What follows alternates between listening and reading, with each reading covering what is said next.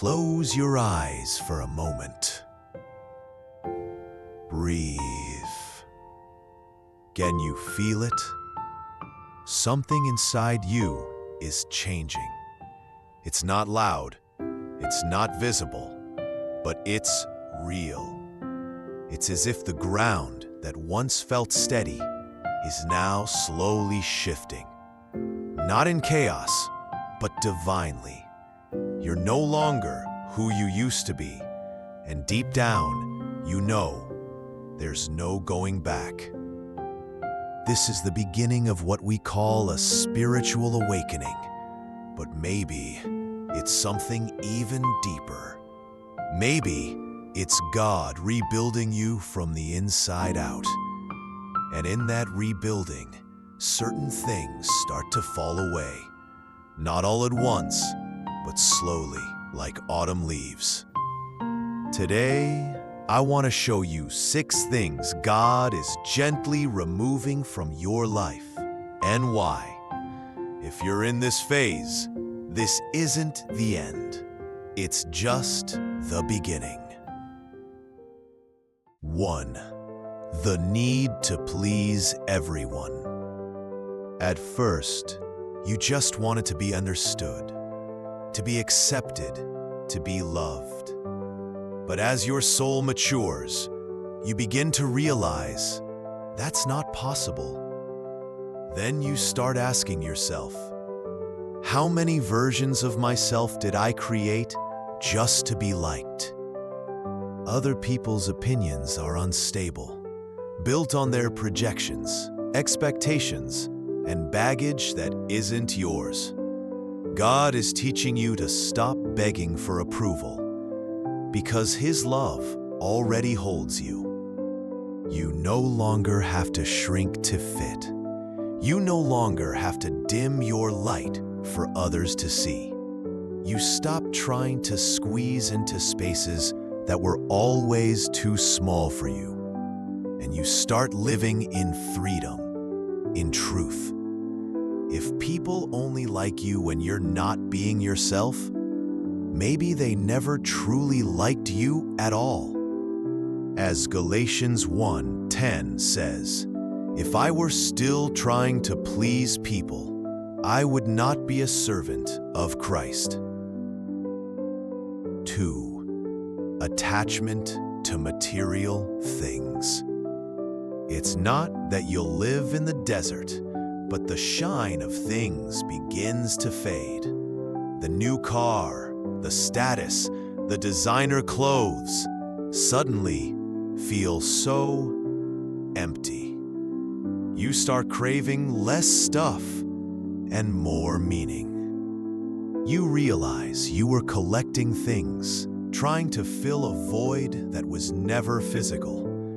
You spent more just to look happy. But deep down, all you wanted was peace in the silence. Now you understand. The more you own, the more you have to protect. But the more you let go, the more you can breathe. You trade status for likeness, things for experiences, appearance for essence. You see that your identity isn't in what you have, but in who holds you. So you simplify, you detach, you start to find value in the invisible, in connection, in silence, in peace. 3. The illusion of control. For so long, you believed control meant safety, but control was just fear disguised as protection. You made plans, charts, strategies, but things always turned out differently. Until you realized control was just a shield against fear. You used to say, I trust God, but deep down, you wanted Him to follow your plan. Now God is teaching you to trust, to loosen the reins and let Him lead. It's not easy. It's scary sometimes, but that's when you discover something powerful. Peace doesn't come from control. It comes from surrender. Now you're learning to dance with the unknown, to walk without knowing what comes next. Because sometimes God only reveals the next step when you have enough faith to take the first. Proverbs 3:5 reminds us, "Trust in the Lord with all your heart, and lean not on your own understanding." 4. Relationships that drain your soul. Not everyone who started with you will finish with you, and that's okay. As your light begins to shine differently, some people simply can't walk with you anymore. Some bonds are no longer bonds. They've become cycles. God begins removing connections that are stalling your growth, and as painful as it can be, it's freeing. You stop forcing ties that have no roots, and you begin attracting relationships that uplift you, respect you, and help you grow. And God, He begins pulling away what you didn't have the courage to release. Even Jesus chose to walk with a few, but they were true. 5. Hiding who you really are. How long did you pretend you were okay just to keep the peace? How long did you stay silent just to avoid conflict? For years, you adapted. You wore masks. You pretended to be what others expected. But that drains the soul. Now, God is inviting you to be whole, to be authentic, to be transparent. Not who others need, but who He dreamed you to be. You'd stop shrinking to fit, and you start living with boldness. The boldness to be you.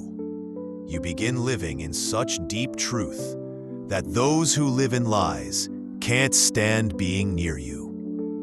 Ephesians 4:24 says, "Put on the new self, created to be like God, in true righteousness and holiness." 6. The fear of death. This one goes deeper, because it's not just about dying. It's about living in fear of death. But God is showing you that death is not a full stop. It's just a comma in the eternal story of the soul.